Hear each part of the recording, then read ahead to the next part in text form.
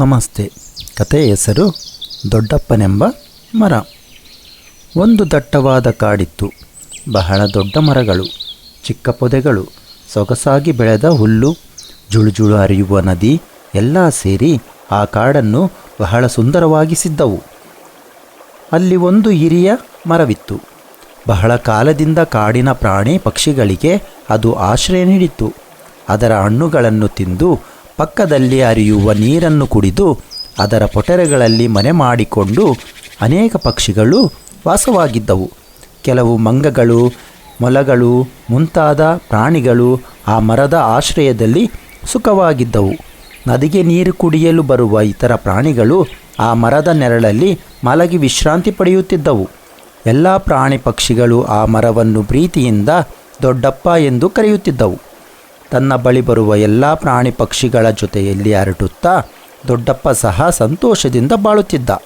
ಯಾವುದಾದರೂ ಪ್ರಾಣಿಯೇ ಪಕ್ಷಿಯೋ ದೊಡ್ಡಪ್ಪ ನಿನ್ನ ಹಣ್ಣುಗಳನ್ನು ತಿನ್ನಲೇ ಎಂದರೆ, ನಾನು ಹಣ್ಣು ಬಿಡುವುದು ನನಗಾಗಿ ಅಲ್ಲ, ನೀವೆಲ್ಲ ತಿಂದು ಹೊಟ್ಟೆ ತುಂಬಿಕೊಳ್ಳಿ ಎಂದು. ನಾನು ಆ ಹಣ್ಣುಗಳನ್ನು ತಿನ್ನುವುದಿಲ್ಲ.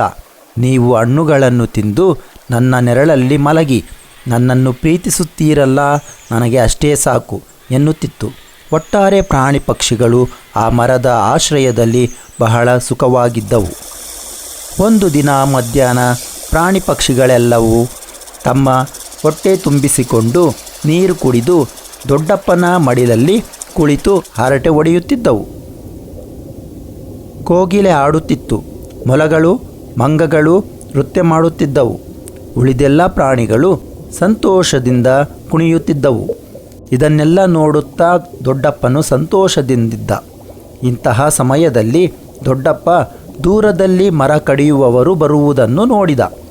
ಒಬ್ಬನೇ ಕೈಯಲ್ಲಿ ದೊಡ್ಡದೊಂದು ಕೊಡಲಿ, ಮತ್ತೊಬ್ಬನ ಕೈಯಲ್ಲಿ ಬಲೆಯೂ ಇತ್ತು. ದೊಡ್ಡಪ್ಪನಿಗೆ ಗಾಬರಿಯಾಯಿತು.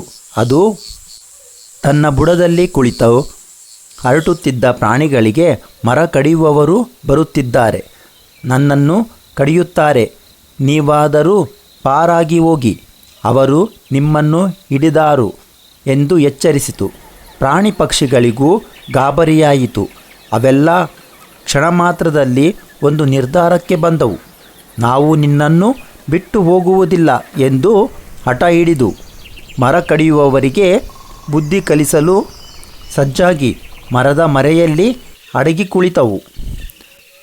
ಮರ ಕಡಿಯುವವರು ಮರದ ಸಮೀಪ ಬಂದವರು, ಮರ ಬಹಳ ಚೆನ್ನಾಗಿದೆ, ಹೆಚ್ಚು ಹಣ ಸಿಗುತ್ತದೆ ಎಂದು ಮಾತನಾಡಿಕೊಂಡರು. ಒಬ್ಬ ತನ್ನ ಕೊಡಲಿ ಎತ್ತಿದ ಕೂಡಲೇ ನಾನಾ ದಿಕ್ಕುಗಳಿಂದ ಪ್ರಾಣಿ ಪಕ್ಷಿಗಳು ಅವನ ಮೇಲೆ ಏರಿ ಹೋಗಿ ಇನ್ನಿಲ್ಲದ ಹಿಂಸೆ ನೀಡಿದವು. ಮಂಗಗಳು ಪರಚಿದವು, ಹಕ್ಕಿಗಳು ಕುಕ್ಕಿದವು. ಅದೇ ಸಮಯಕ್ಕೆ ಅಲ್ಲಿಗೆ ಬಂದ ಕರಡಿ ಜೋರಾಗಿ ಕೂಗಿ ಹೆದರಿಸಿತು. ಮರ ಕಡಿಯುವವರು ಸತ್ಯವೋ ಕೆಟ್ಟವೋ ಎಂದು ಅಲ್ಲಿಂದ ಓಡತೊಡಗಿದರು. ಸ್ವಲ್ಪ ದೂರ ಬಂದು ನಿಂತು ಮರದ ಕಡೆಗೆ ನೋಡಿದರು. ಮರವು ಪ್ರಾಣಿಗಳಿಗೆಲ್ಲ ಕೃತಜ್ಞತೆ ಹೇಳುತ್ತಿತ್ತು. ಪ್ರಾಣಿಗಳೆಲ್ಲ ಒಕ್ಕೊರಳಲ್ಲಿ, ನೀನು ನಮಗೆ ಆಹಾರ, ನೆರಳು, ಶುದ್ಧ ಗಾಳಿ ಎಲ್ಲವನ್ನೂ ನೀಡುತ್ತಿರುವೆ, ನಿನಗೆ ತೊಂದರೆಯಾದರೆ ನಮಗೂ ತೊಂದರೆಯಲ್ಲವೇ ಎನ್ನುತ್ತಿದ್ದವು. ಇದನ್ನೆಲ್ಲ ಕೇಳಿದ ಮರ ಕಡಿಯುವವರು, ಹೌದಲ್ಲ, ಈ ಮರ ನಮಗೂ ಹಣ್ಣು, ನೆರಳು, ಶುದ್ಧ ಗಾಳಿ ಎಲ್ಲವನ್ನೂ ಕೊಡುತ್ತದೆ, ಆದರೆ ನಾವು ಮಾತ್ರ ಅದಕ್ಕೆ ಕೃತಜ್ಞರಾಗಿಲ್ಲ. ಪ್ರಾಣಿಗಳಿಗೆ ಇರುವಷ್ಟು ಬುದ್ಧಿ ನಮಗಿಲ್ಲವಲ್ಲ ಎಂದು ಪರಸ್ಪರ ಮಾತನಾಡಿಕೊಂಡರು.